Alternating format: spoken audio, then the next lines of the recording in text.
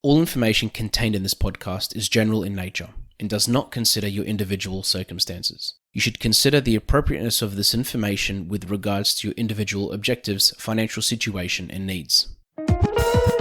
Welcome to Sharing More Than the Sheets, a podcast to help you and your partner make better financial and lifestyle decisions so that you can both focus on the things that you love. I'm your host, Michael Khouri, financial planner, green thumb, husband, and just dad.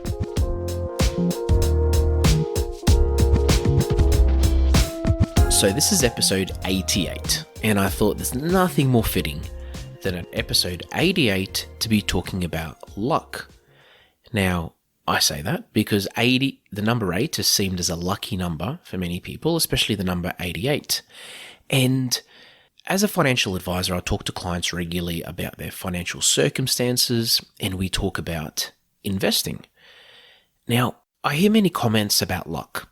Some say, I'm just an unlucky person, or, those that made it got lucky. And it's always got me thinking about the role that luck plays in our financial decisions and the outcomes of our financial decisions. Now, I'm not an expert and I haven't researched this whole concept in any way, shape, or form, but I have enough experience talking to clients, and I've experienced a few things myself to give me enough ammo and enough knowledge to be able to record this episode. The first thing I just want to say is those that got lucky in investing put themselves in a position to get lucky. So what I just mean by that is those that, for example, put money in the right investment that made the right amount of money at the right time would not have been in that position if they just sat on the sideline and did nothing. That's very, very important, and it's very important to remind yourself of that. Now, I know it's very easy to get discouraged if you've had bad luck with investing in the past, or you've had some bad luck in certain money decisions. But it is really important to understand and to learn from those experiences, and to just understand that if you are going to get lucky, or if you are going to make the right decisions, you need to make a decision so that it's the right one, if that makes any sense at all. The other part about it as well is when you do make decisions, whether it's investing, for example, is to make calculated decisions and to make decisions that have been thought through, whether it's you've talked to your financial advisor about it, or your partner, or you've just thought about it a few times. Now, I'm a very impulsive person, and I'll make rash decisions, and I'm aware of that. So before I make any big decisions, I do force myself to sleep on it, or at least to have a think about it, or to talk to someone about it, because I just know how I am. For yourself, it might be a similar situation, or it might be even just looking at figures and doing research to increase your chances of winning, essentially, or making the right decision. Now, as we know, there are no guarantees, especially with investing. Some of the best investors I know do get it wrong many times. Some of the best fund managers do make mistakes, and nobody is perfect.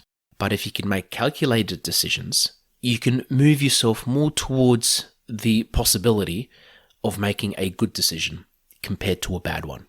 The third thing is to prepare yourself for unluck. So prepare for unluckiness.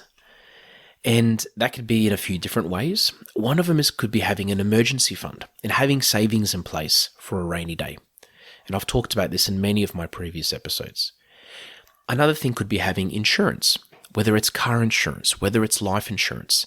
Having a plan B. And as I've said in the past, every plan A needs a plan B. And having something like that in place, yes, it does mean that you're paying for it. But in my opinion, you're better off having insurance and never needing it than not having insurance and needing it. The next thing I wanted to just make note of is not to use unluck as an excuse for poor performance. So I've seen many cases where somebody, for example, doesn't invest, they don't do anything with their savings, they don't even buy anything with their savings, they essentially do nothing, and they just are always on the sideline. And when they see those that have made it, and those that have either been successful or those that have invested and done it the right way, just to say, they got lucky, or I'm just an unlucky person. I'm never going to be able to do that. Because if Henry Ford says something along the lines of, whether you think you can or you can't, you're right. And if you come in with a mentality of, hey, I can't do that, then you probably aren't. And if you come in with a mentality of, oh, that person just got lucky, yeah, they probably did, but there's also a chance that they didn't. And there's also a chance that they got lucky just because they put themselves in the right position at the right time. So this is a point that for me I've seen many times over the years, and there are many different quotes on this. There's many graphics. We've all seen the memes of an iceberg and it says success, and at the top it shows the things that people see and the bottom part are the things that people don't see. And success is honestly, it's a combination of so many different things. And if you talk to anybody that's successful, yes, they'll agree that luck was part of it, but they'll also tell you that majority was not luck at all.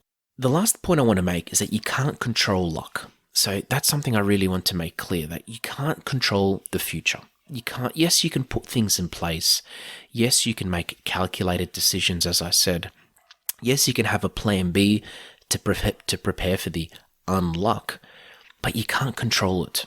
And if something happens in your life, not to essentially get down about it, if it's, obviously it's easier said than done, but not to essentially use it as an excuse to never try again. And also not to make luck the main focus of your success, because if you do that, in a way, you're almost setting yourself up for failure, because you're relying on something that may not actually eventuate. So you can't control luck.